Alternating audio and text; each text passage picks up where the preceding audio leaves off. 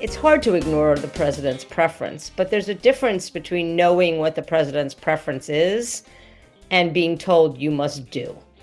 Welcome to another Community Broadband Bits podcast. I'm Christopher Mitchell. I'm at the Institute for Local Self-Reliance, and I'm here today with Gigi Sohn, Senior Fellow and Public Advocate at the Benton Institute for Broadband and Society, as well as other important titles, including that of Thinker. Independent thinker, person who helped build the telecom field. Just going to start off by forcing you to be have some humility. Gigi Sohn, who has intimate experience with the Federal Communications Commission. Welcome back to the show. Thanks for having me, Chris. I am excited to be chatting with you about something that I think is pretty important, and there's a number of people that I feel like we could have brought on, but you had after you were denied the seat on the Federal Communications Commission, you made it clear that you felt that this agency needed to be defended and it was under threat. And now the President Trump has basically said all independent agencies are not going to be so independent anymore. We're going to unpack that, but I think you are a particularly important person to hear from on this because you've thought a lot about the role of the Federal Communications Commission in modern times and how it should act. So I think I would like to start by asking you, what does it mean to be an independent agency? What it means in the most simple terms is that the White House cannot tell you what to do. Okay? It can suggest, it can consult, but it can't tell you what to do. The FCC, like agencies like the Federal Trade Commission, like the Federal Election Commission, like the Securities and Exchange Commission, they were created by Congress to be overseen by Congress and not subject to the whims of the White House, like the Treasury Department, like the Department of Labor, like all those cabinet agencies that are now getting filled with their heads right now. So it's a very, very different animal. These organizations, these agencies tend to be set up as multi-member commissions, although in the case of something like the Consumer Financial Protection Board, the CFPB, Congress decided that was just going to be one administrator, but for the most part, you'll have a panel of bipartisan commissioners, and whoever is in the White House gets to pick the majority, and that's what the FCC is. So we have an executive branch run by the President of the United States who has a cabinet of agencies that he has like a lot of power over indirectly. And Correct. then there's kind of an outer ring of agencies, the independent agencies, where the president sets the agenda by selecting the people. And Congress has decided that some of those people can only be fired with cause in specific causes, whereas the Secretary of State could be fired for having the wrong color hair or not brushing their teeth. Well, let me be very clear, though, Chris. There's nothing in the Communications Act that says that an FCC commissioner, can only be fired for cause. Okay, So you so may have some heard so we that. have a variety of agencies that have Yes, different rules. correct. So the NLRB, the National Labor Relations Board, in its organic statute, when I say that the statute that created the NLRB, it says point blank that, no commissioner can be removed, no member can be removed unless they've done something really, really bad. Like you've got to be removed for cause. That is unfortunately not in the FCC's charter. It's not in the Communications Act. And so I think one last piece of table setting, and I'm curious how you react to this. I heard an interesting discussion. It was actually with George Conway, and he was saying that that it's pretty clear that the settled law, more or less, is that Congress can create some number of boards and people that are insulated from the president, but they can't say that everything is insulated from the president. And there's some line between everything and nothing that Congress can designate as independent agencies. And we're about to see that tested. I think that's accurate context, right? Yeah, it's accurate. I mean, look, the fact that you've barely heard a peep from at least one side of the aisle, I don't think I'm hearing a lot of peeps from either side of the aisle about the way that the president is sort of trying to rip away this independence really causes me great agita. I mean, again, these are creations of Congress, and Congress ought to be defending them. And it shouldn't matter whether you're a Democrat or Republican. But I'm not hearing a whole heck of a lot about this. Uh, and I don't know why. Maybe it's because the president has flooded the zone with so many things that, people don't know what to protest first, right? He's also taken away the power of the purse from Congress. And you're hearing some meow, meow, meow from, people of his own party, but not the kind of outrage that you would think. You would think Congress as a co-equal branch of government would say, "Excuse me, this is our job, not your job." But boy, that's not happening as much as I would have thought. Yeah, I'm there with you. I frankly think that I'm trying to avoid this being too unappetizing for people who don't share my politics. But I feel like the framers anticipated a president that would act as strongly and decisively as Trump, let's say, and they did not expect a Congress that would be so supine as not to defend its interests. And I find that disappointing. But this is not a show about theory of the founders, perhaps. But let me remind people that, what's good for the goose is good for the gander, right? If Trump succeeds in his goal of having what they call the unitary president, right? The president controls everything.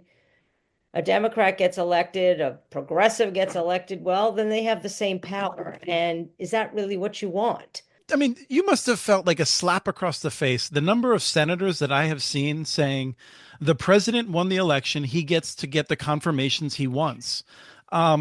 I don't know why you waited so long to be thrown away, Gigi. Like, Let's not I go mean, there. just That's for a different episode. I mean, yeah. I mean, I'm happy to say that when I see the number of unqualified and unethical people getting elected, even with Democratic votes, it gives me a little bit of PTSD. But that's not what we're talking about yes, no, you're right. And I today. appreciate your strength of being able to continue to try to serve these issues. Let me ask you about the Federal Communications Commission. Why is it important, getting into your concern about making sure that everyone benefits from wired and wireless communications in this country?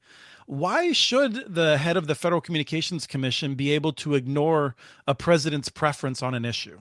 And is there an example that you can think of where that's happened?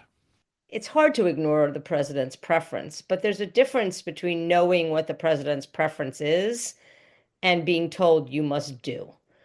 And I mean, I'll give you an example ripped from my own experience at the FCC.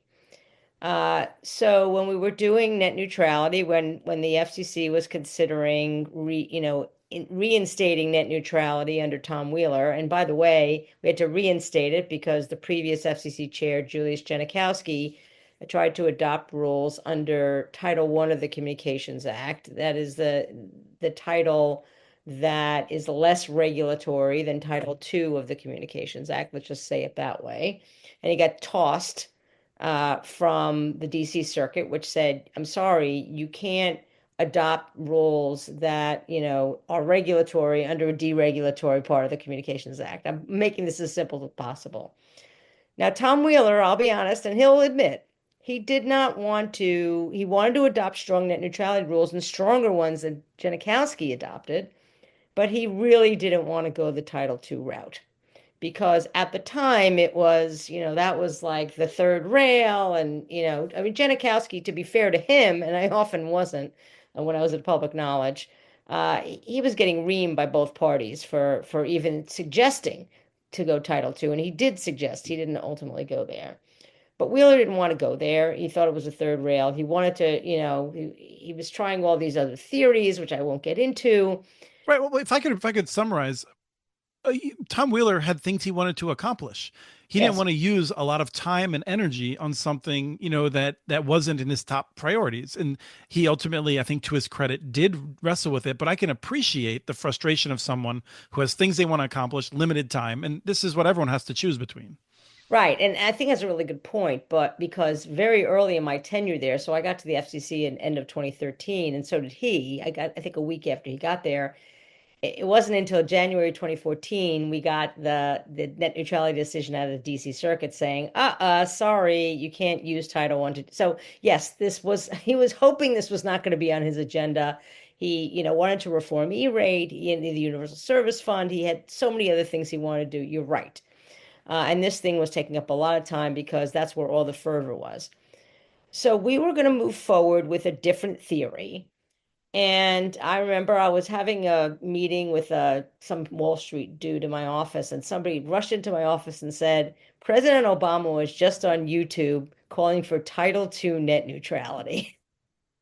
Now, at that point, Jeff Zients, who was the chief of staff at the time, or it wasn't chief of staff, but he was high level staffer.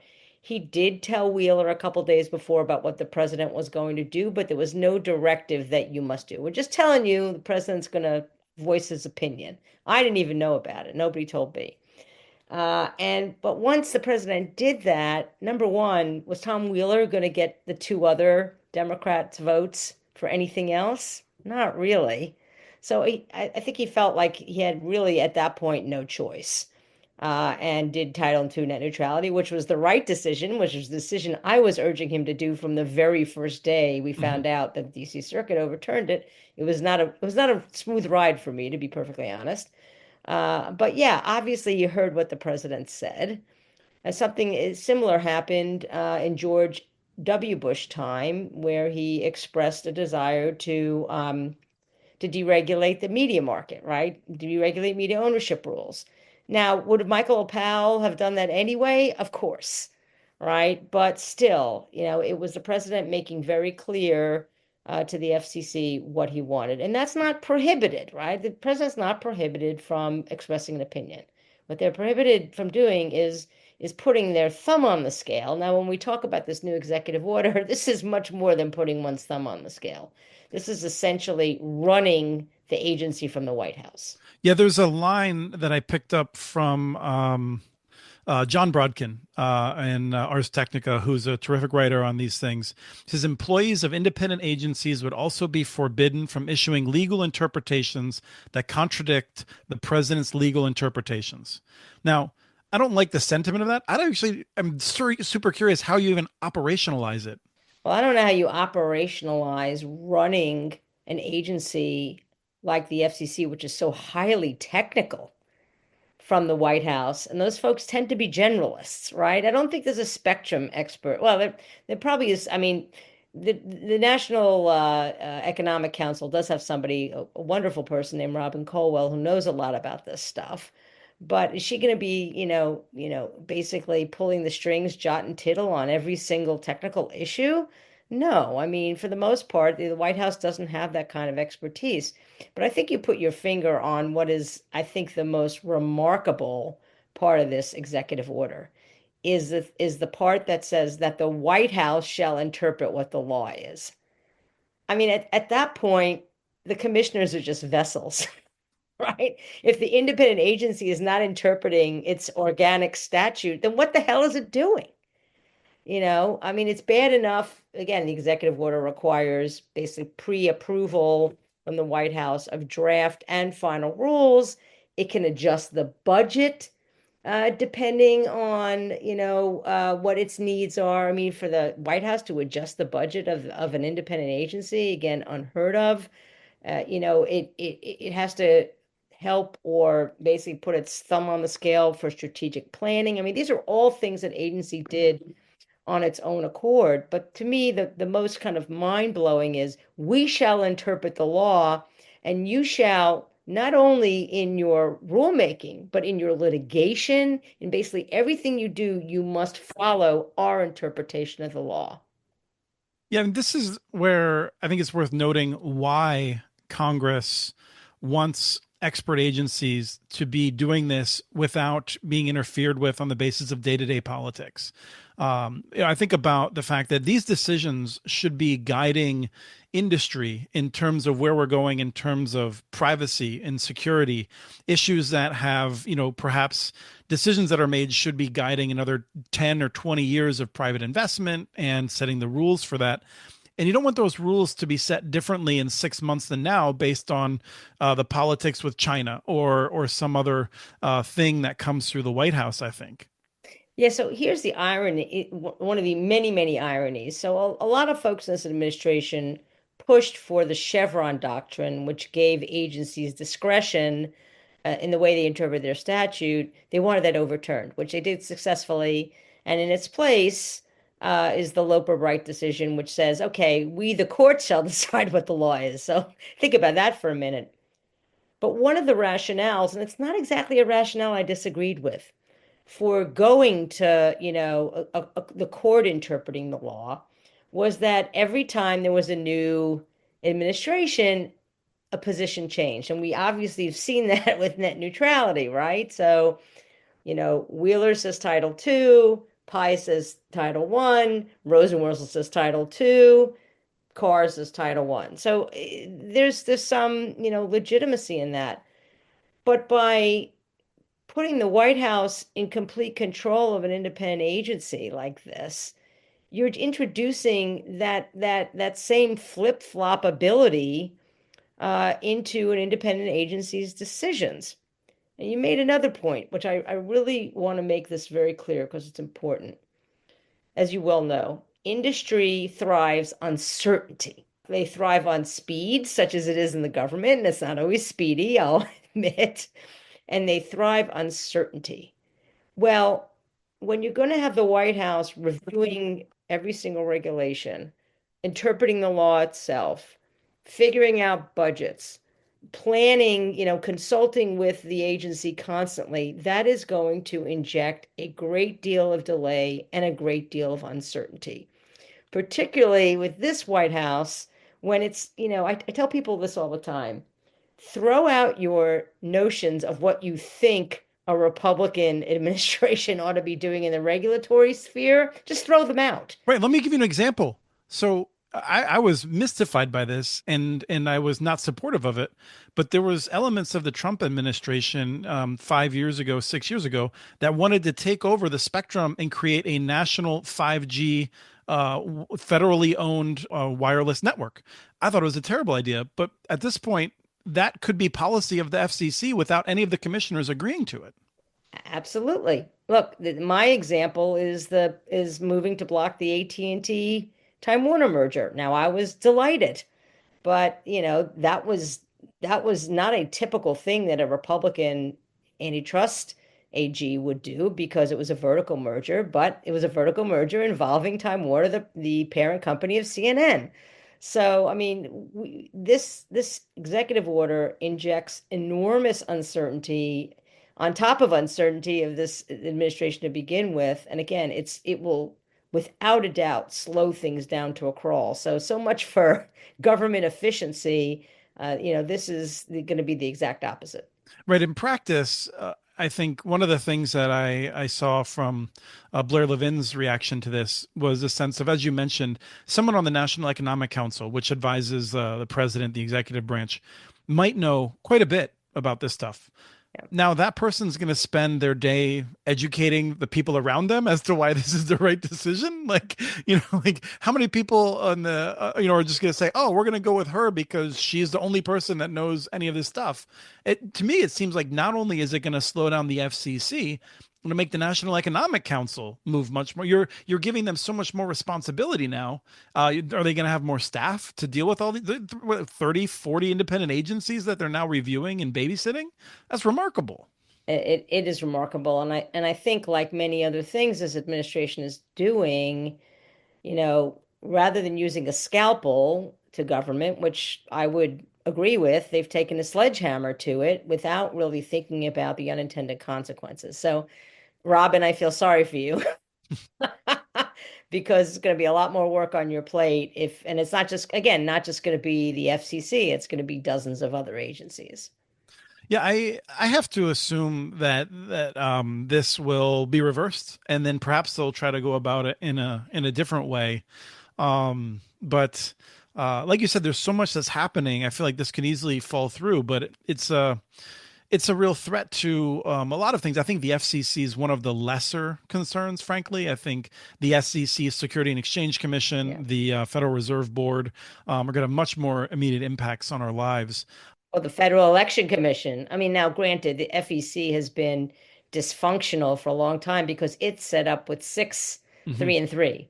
So, Congress has kept it I have to say, I do have to point my finger at the Republican Party, has basically kept it deadlocked for years and years and years. But that one, I think, is particularly dangerous given the history of this administration and elections.